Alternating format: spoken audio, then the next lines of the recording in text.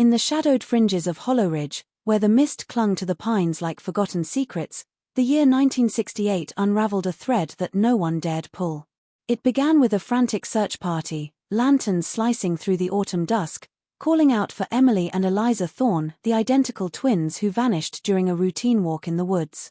Days blurred into a haze of worry until, on a rain-soaked morning, they were found huddled in a derelict cabin miles from any trail, their dresses pristine amid the decay. The girls, no more than 10, looked up at the rescuers with eyes wide and unblinking, their voices chiming in perfect harmony. "We were just playing hide and seek." But the cabin told a different tale. Overturned furniture splintered as if by force, windows shattered from the inside, and faint scratches on the floorboards that resembled desperate pleas.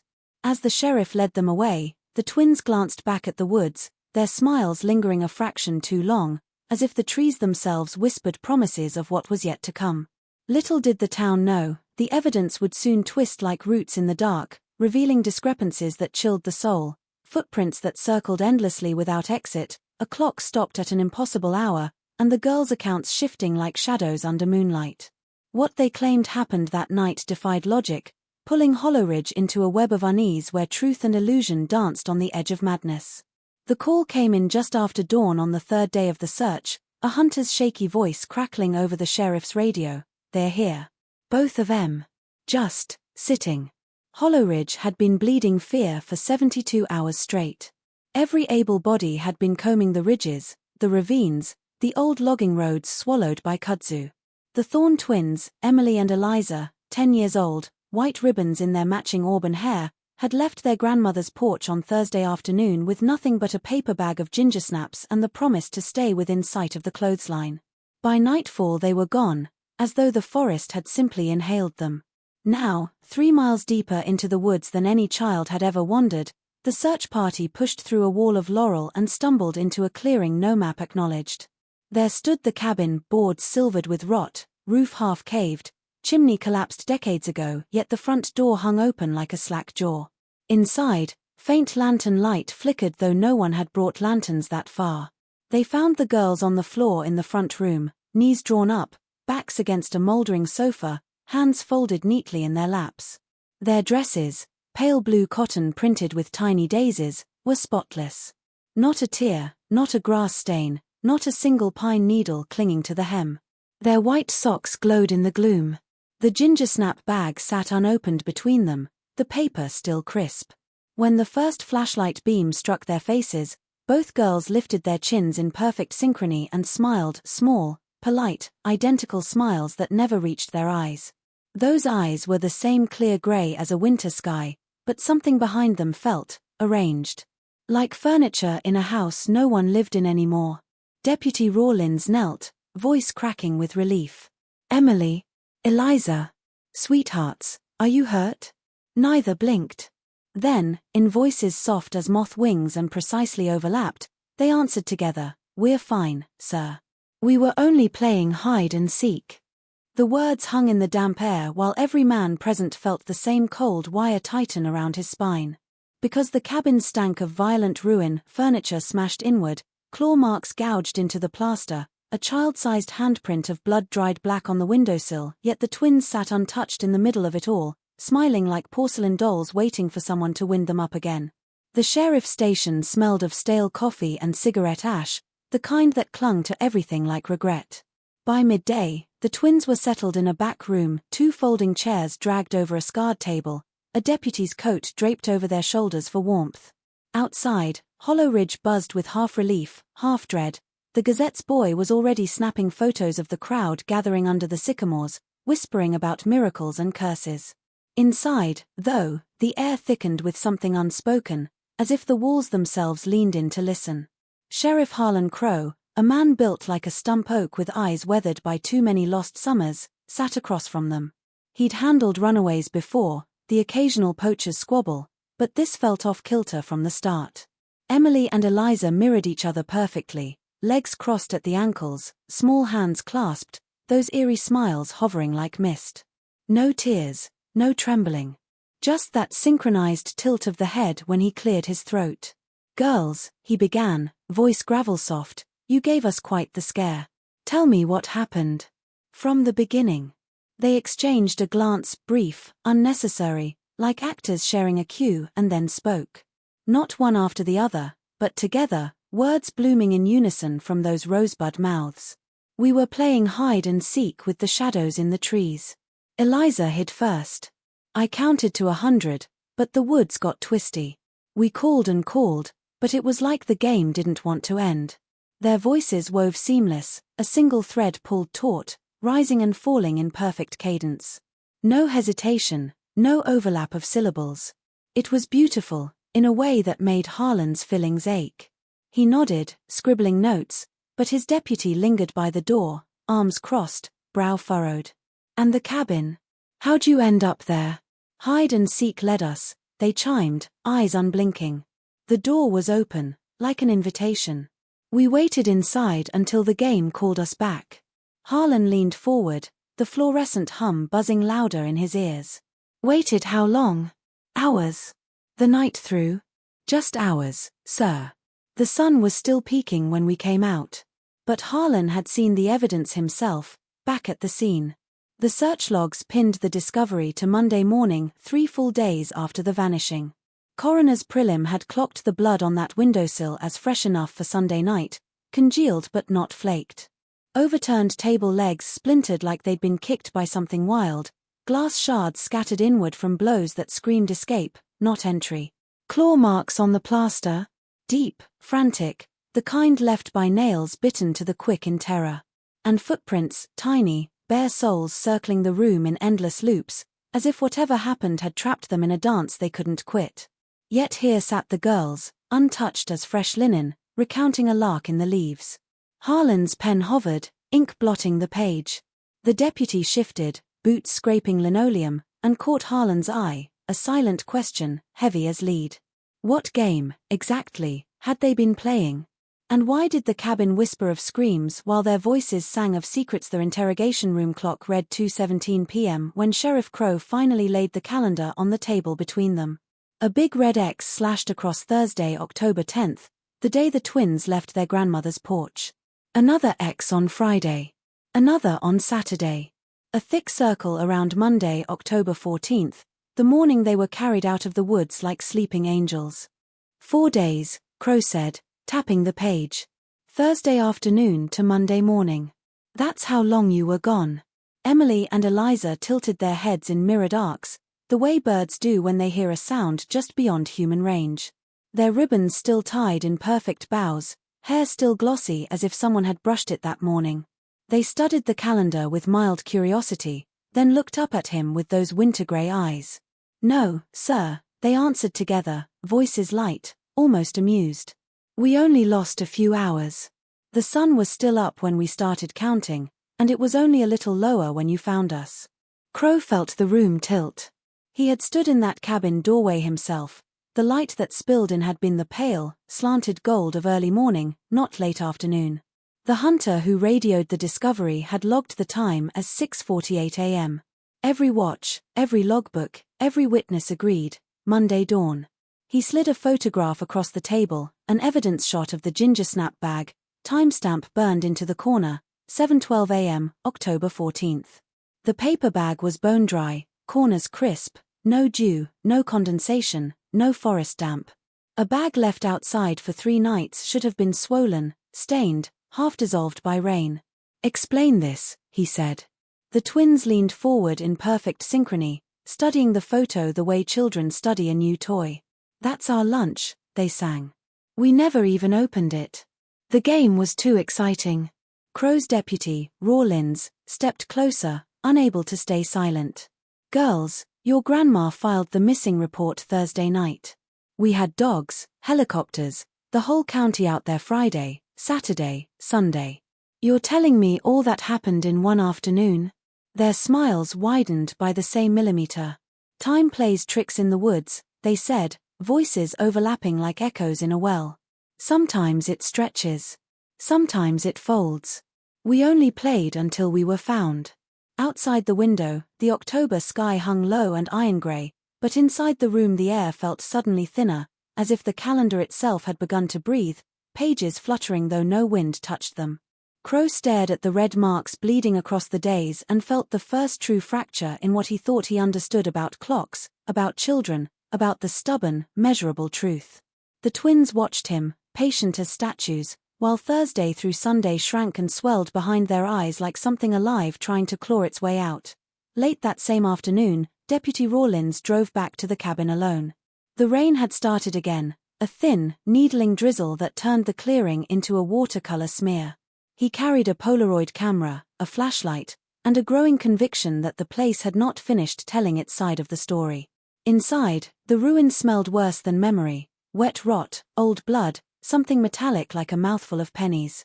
The search team had already trampled through, cataloguing the obvious: broken chair legs, the handprint, the circling footprints, yet Rawlins felt watched the moment he crossed the threshold. He moved slowly, boots deliberate on the warped floorboards, letting the beam of his flashlight crawl along the walls. That was when he saw them. Carved into the pine planks behind where the sofa had stood, hidden until the light struck at the right low angle, were rows of symbols. Not scratches, not random gouges, precise, deliberate incisions no deeper than a fingernail yet perfectly uniform. Circles bisected by arrows. Spirals that tightened inward like drains. A repeating figure that looked almost like a child holding its own severed shadow by the hand. The cuts were fresh enough that pale wood still showed beneath the sap, but the edges were already darkening, as if the symbols aged faster than the air around them. Rawlins took a dozen photographs, heart kicking against his ribs. When he returned to the station an hour later, soaked and shaking, he laid the Polaroids on Crow's desk like evidence from a crime that hadn't been invented yet. Crow summoned the twins again. They entered the room hand in hand, ribbons still pristine, and sat without being asked. Crow spread the pictures across the table in a fan. "Recognize these?" The twins leaned forward together, grey eyes flicking over the images with the mild interest of children browsing library books. Then, in that single voice that made the overhead light flicker, they said, "We never saw those. We never touched the walls." Rawlins couldn't stop himself. "They're right where you were sitting. Backed up against that exact spot for days. You're telling me you never felt them? Never turned around?" Their smiles did not change. "We were facing the door," they answered, calm as milk. "Waiting to be found." The walls were quiet. Crow traced one spiral with a thick finger, feeling the paper's chemical warmth. The symbols stared back, patient, ancient, humming with a frequency just below hearing. Somewhere in the station a radiator clanked, and for an instant every photograph seemed to shift, the carvings writhing like things caught mid-slither. When the light steadied, they were still again, but the room carried a new weight, as though the cabin had followed the pictures home and was now leaning over their shoulders, listening. The county clinic smelled of bleach and boiled cabbage, the same as every small-town infirmary in 1968. Dr. Miriam Voss had delivered half of Hollowridge and stitched up the other half, so when the sheriff asked her to examine the Thorne twins personally, she cleared the late afternoon schedule without hesitation. She expected bruises, hypothermia, insect bites, the usual map of wilderness suffering. Instead she found 2 children who looked freshly bathed. Skin luminous, pulses steady, temperature 98.6. Not a scratch, not a tick, not even the faint rash of chigger bites that every local kid wore like freckles by October. Then she hooked them to the old Burdick EK3, the electrocardiograph that wheezed and clattered like a tired locomotive. She taped the electrodes to 4 points on each girl, wrists and ankles, started the paper feed, and watched the styluses begin their familiar dance. The tracings were textbook perfect. P waves crisp, QRS complexes narrow, T waves symmetrical. But the 2 rolls of graph paper told a stranger story than any arrhythmia she had ever seen in 30 years. The heartbeats were not merely similar, they were identical, down to the microvolt, synchronized as though a single pacemaker floated between their chests. When Emily inhaled, Eliza's QRS peaked at the exact same millisecond. When Eliza blinked, Emily's T-wave flattened in mirrored obedience. The machine stuttered once, as if confused by its own impossibility, then kept printing the same flawless, impossible duet. Miriam adjusted leads, swapped cables, ran a third trace with the girls seated 3 feet apart. Still the same. She placed her stethoscope first over Emily's heart, counted silently, then shifted to Eliza. The cadence, rhythm, even the faint click of a mitral valve that should have been unique to one body alone, echoed in the other. She pressed harder, moved the bell in tiny circles, hunting for the lie. There was none. The twins watched her with polite curiosity, heads cocked at the same gentle angle, grey eyes reflecting the harsh fluorescent tubes like still ponds. Miriam's own pulse began to race. The paper rolls hissed through the machine, filling the small exam room with the soft tear of time being wasted on something that refused to be measured normally. She reached for the blood pressure cuffs, wrapped one around each thin arm, and pumped in unison. The needles climbed together, plateaued together, fell together. 94/62. 94/62. Like a single organism wearing two dresses. Sweat gathered at her hairline. Somewhere down the hall a radiator knocked, and for one skipped beat the styluses on both machines drew a perfect vertical spike, as though something else had leaned in to listen through the wires. The cabin had already been combed twice, but on the second night after the twins were found their way home, Deputy Rawlins couldn't sleep. He drove back under a moonless sky with a crowbar, a thermos of coffee gone cold, and the creeping certainty that the place was still hiding something under its tongue. He started in the bedroom no one had bothered with, a narrow lean-to tacked onto the back wall, door warped shut by decades of rain. One hard pry and the wood gave with a wet sigh. Inside was nothing but mouse nests and the sweet-rot smell of forgotten apples, until his flashlight swept low and caught the corner of something leather wedged beneath the collapsed iron bed frame. It was a diary, small enough to fit a child's hand, binding cracked and soft as lung tissue. No name on the cover, only a charcoal smudge shaped vaguely like the same bisected circle he'd photographed on the walls. The pages were brittle, but the ink, done with a fountain pen that had bled in places, was sharp, recent. The last entry was dated October 12, 1968, 2 days before the twins were discovered. The handwriting was hurried, looping, unmistakably a child's, yet the sentences felt older than the trees outside. We let it in because it wore our faces. It promised the game would never end if we gave it a turn to hide inside us. Emily said yes first. I only nodded. Now the shadows have our voices and we have theirs. When they find us we must smile and say we were only playing. If we tell the truth the woods will finish what they started. Rawlins read twice, the beam of his flashlight trembling across the words. The next page was worse, a crude sketch of two little girls standing in a ring of the carved symbols, holding hands with a third figure drawn only in outline, featureless, taller, its arms too long. Beneath it, in the same childish scrawl, it still has our shadows. We have to go back before it learns how to walk in daylight. He closed the diary and felt the air in the lean-to thicken, as though the walls had inhaled and forgotten how to exhale. Somewhere in the main room a floorboard creaked though he had not moved. The diary was warm against his palm, warmer than skin, and for one impossible second the charcoal smudge on the cover seemed to pulse like a mouth trying to speak his name. Tuesday morning the town tried to breathe again. Children went back to school, men to the mill, women to laundry lines snapping in the cold wind. But the relief was thin, a skin stretched over something still writhing underneath. By noon the sheriff's phone began to ring with voices that shook. Mrs. Dalloway at the 5 and Dime swore she had sold the twins 2 cherry phosphates on Friday afternoon, the day after they vanished. They stood right there at the counter in those blue daisy dresses, asked for extra cherries, paid with nickels they pulled from the same pocket. Mr. Greer, pumping gas at the Texaco on the edge of town, said he filled a red wagon for them Saturday morning, same dresses, same ribbons, same polite thank you ma'am in perfect unison, while every radio in Hollowridge blared their names on missing child alerts. Old Miss Pritchard claimed she watched them skip past her porch Sunday at dusk, waving like they were on their way to church. Crow and Rawlins drove the circuit themselves, collecting statements that stacked like bricks in the gut. Every witness told the same story. The girls looked rested, clean, untouched by 3 nights of mountain chill. No one had thought to stop them. They seemed so ordinary, expected, as if the town's collective panic had simply skipped over those moments. Back at the station, Crow pinned a map to the corkboard and marked each sighting with a red thumbtack. The pins formed a lazy spiral radiating outward from the woods and then tightening again, like a noose pulling itself closed. Friday, soda fountain. Saturday, gas station. Sunday, the The widow Pritchard's gate. All times the twins were supposed to be lost miles away, barefoot and starving. Rawlins stared at the map until the pins blurred. Either half the town's gone soft in the head, he muttered, or something was wearing their skins on day trips. Crow didn't answer. He was watching the twins through the observation window. Emily and Eliza sat coloring at the interview table, crayons moving in identical arcs, producing the same picture on two separate sheets. A cabin surrounded by black pines, two small girls in blue standing in the doorway, and behind them a tall blank shape with no face.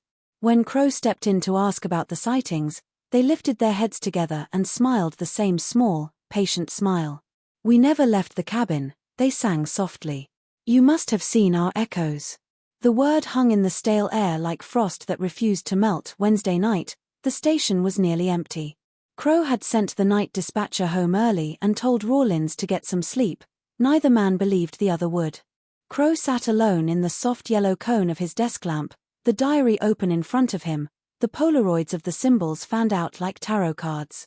The twins had been moved to a holding room with cots, supposedly asleep under a deputy's watchful eye. The building creaked in the wind, pipes ticking like a slow metronome. At 1:13 a.m. the intercom crackled though no one had pressed the button. Two small voices drifted through the speaker, perfectly synchronized, soft enough to feel like a lullaby and sharp enough to cut. "We know what you found under the bed, Sheriff Crow. We know you read the pages twice. We know you're afraid to turn off the lamp because the dark has started wearing your face when you're not looking." Crow's hand froze above the diary. He had told no one, not even Rawlins, the exact spot where the book had been hidden. He had read it twice, yes, alone in his truck with the dome light on, rain drumming the roof like impatient fingers. The voices continued, closer now, as though the girls stood just behind his chair instead of 30 feet down the hall. "We know about the letter in your bottom drawer, the one you never mailed to your daughter in Richmond. We know you keep her picture turned face down because it hurts to look. We know you still taste gun oil some nights when the house is too quiet." Crow's mouth went dry. The letter was real, locked in the drawer 6 inches from his knee. The photograph too. No one in Hollowridge knew he even had a daughter. He had buried that name years ago. He stood so fast the chair rolled back and struck the wall. Down the corridor the holding room light was off. The deputy on duty had stepped out for coffee 10 minutes earlier. Crow moved anyway, drawn by the voices that now spoke from everywhere and nowhere. "We're being very good," the twins whispered, syllables braided so tightly they sounded like one child with two throats. "We're keeping the bargain. But the woods are hungry again and they taught us how to open doors without touching them." In the stillness that followed, Crow heard the soft metallic click of his locked bottom drawer easing open by itself. The face-down photograph slid across the blotter and turned upright, his daughter's unsmiling 8-year-old eyes staring straight into his. Thursday brought the state crime lab van, a dull grey Ford with government plates and 2 technicians who looked too young to carry the weight of what they were about to find. They worked in silence inside the station's makeshift evidence room, laying out the twins' clothing under ultraviolet lamps that hummed like hornets. The blue daisy dresses, still impossibly clean to the naked eye, lit up like constellations. Across the cotton fibers crawled faint, phosphorescent traces, thin branching filaments, pale green and gold, that moved when you stared too long, rearranging themselves into spirals and arrows identical to the cabin carvings. The pattern too deliberate for pollen, too intricate for mold. When the senior technician, a woman named Calder, scraped a sample onto a glass slide and slid it under the microscope, she went very still. "Sheriff," she called, voice thin. "You need to see this." Crow bent to the eyepiece. The substance wasn't crystalline, wasn't fungal, wasn't anything in the textbooks. It looked almost woven, threads of bioluminescent material laced into a lattice, pulsing in slow waves as though breathing. Every few seconds the lattice contracted, forming the same bisected circle sigil before relaxing again. Alive, or mimicking life so perfectly the distinction collapsed. Calder ran it through the gas chromatograph anyway. The printout came back a flat line of unknowns, no match in any terrestrial database, no analogues in soil, plant, animal, or industrial residue. When she tried to preserve a second sample in formalin, the liquid clouded instantly, then cleared, leaving the jar empty except for a faint ring of light that clung to the glass like frost. Rawlins watched from the doorway, arms folded tight. So whatever it is, it doesn't want to be kept. Calder didn't answer. She was staring at the dresses again. Under the UV, the glowing filaments had begun to spell something across both bodices at once, letters forming and dissolving too quickly to read, until for one frozen second they held steady, not your children anymore. The lamps flickered. The temperature in the sealed room dropped 10 degrees in a heartbeat. Every hair on Crow's arms rose as the filaments flared brighter, then sank back into the cloth like embers drowning in water. When the lights steadied, the dresses looked ordinary again, faint daisies on pale blue, waiting to be folded and returned to two little girls who had never been cold, never been hungry, never been alone. Friday dusk pressed violet against the station windows when Crow finally allowed the twins' grandmother to take them home. The old woman wept, clutching the girls to her aproned chest, while Emily and Eliza stood docile, arms hanging loose, faces tilted up in identical gratitude. Crow watched from the doorway, hands buried in his coat pockets, feeling the diary's leather edge bite into his palm like a second heart. Rawlins had already left for the night, muttering something about needing whiskey and daylight in that order. The building felt hollowed out, corridors too long, lights too weak. Crow lingered at his desk, telling himself he was finishing reports, knowing he was waiting for the silence to speak again. It spoke at 9:47 p.m. The holding room door, locked from the outside, key still on his belt, eased open with a sigh. Soft footfalls padded down the hallway, two sets perfectly matched, no hesitation between them. Crow did not turn around. He stared at the face-down photograph of his daughter and listened to the steps stop just behind his chair. Then one voice, only one, small and solitary, threaded with something raw underneath the choir-like harmony, leaned close to his ear. "She didn't run away, Sheriff. You pushed her. The night you came home drunk and broke the porch swing. You told her she was nothing but a mistake wearing her mother's eyes. She believed you. That's why she took the bus with the note that said don't look." Crow's breath stopped. No file, no record, no living soul in Hollowridge knew that night. He had burned the note himself, scattered the ashes in the creek behind the house. The single voice continued, softer, almost kind. "We can bring her back. We only need one more turn to hide. Let us inside your skin for a little while, and she'll be waiting on the porch tomorrow morning, ribbons in her hair, asking why you took so long." Warm breath stirred the hair at his temple though the room was freezing.